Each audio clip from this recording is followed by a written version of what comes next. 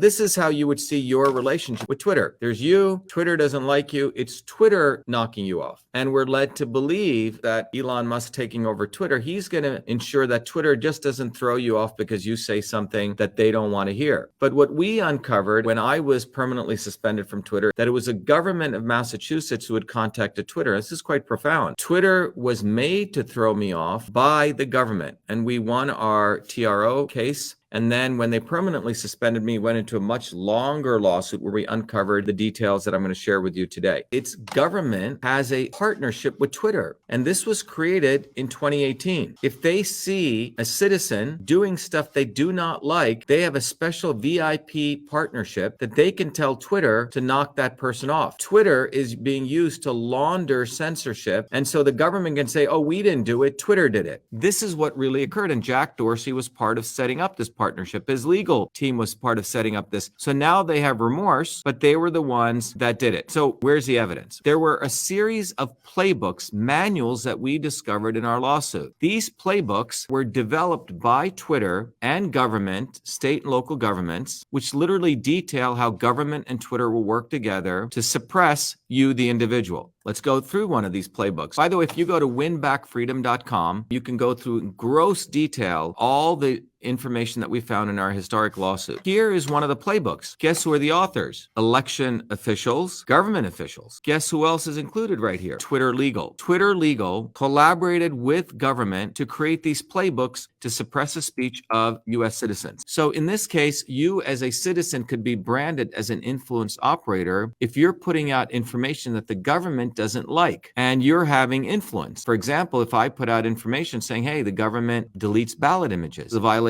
of law, which is what I did. And for that, the government in testimony had contacted Twitter to throw me off. In this document, it clearly says that if you as an individual even say that people who run elections are corrupt, that will be considered disinformation and you will be put on a watch list. They will determine at the behest of government if someone is spreading misinformation or disinformation. So think about what I'm saying. Twitter is not doing this on their own. They have a relationship with government, and if you speak your mind and you say something against government officials, and I'm going to show you what happens, they have the second part of the manual, which goes to what they actually will do to you in this process. One of the most profound things of the First Amendment, unlike in Britain, you could say whatever you wanted against the government, and you would be protected by the First Amendment. But this says, if you say these kinds of things, you will be watched by the government. So this is in black and white. There's a second manual called the Election Influence Operations Playbook, which was also created by Twitter and the government. This is a detailed step-by-step manual, step 1, step 2, step 3, which defines how the government will work with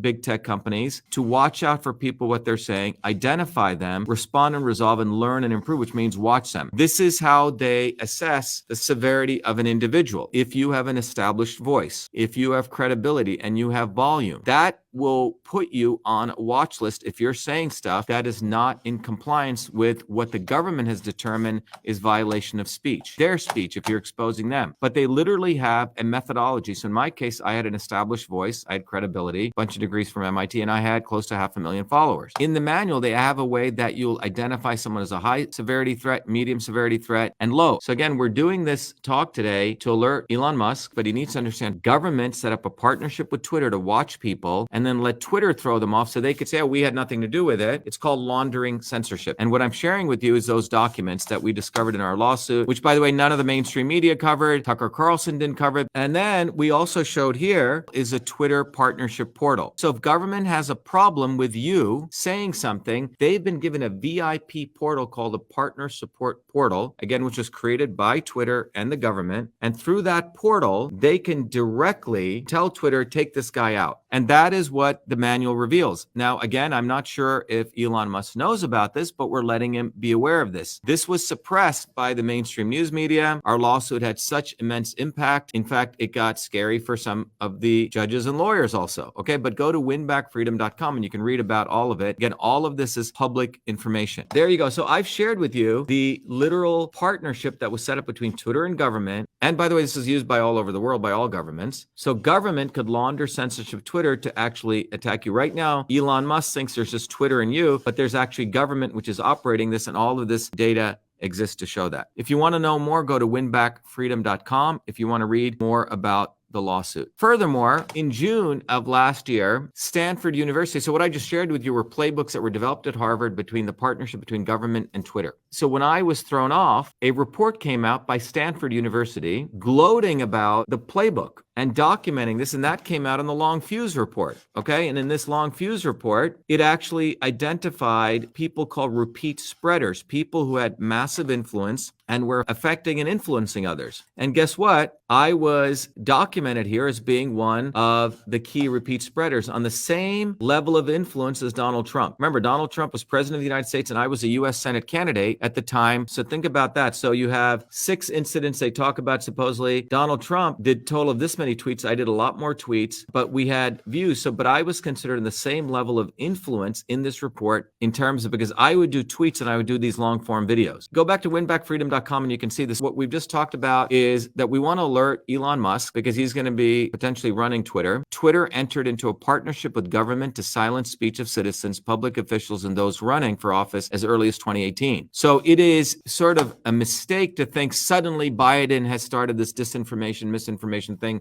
and it's Musk versus Biden. Remember, when you take a systems approach, you go down to the real problem, the real issue. This is not Biden. This was done by Dorsey and others back in 2018 when Trump was in power. We got to remember this. The government, Homeland Security, CISA, set up this partnership with Twitter long before Biden was involved. So don't get bamboozled to thinking it's Biden versus Musk, okay?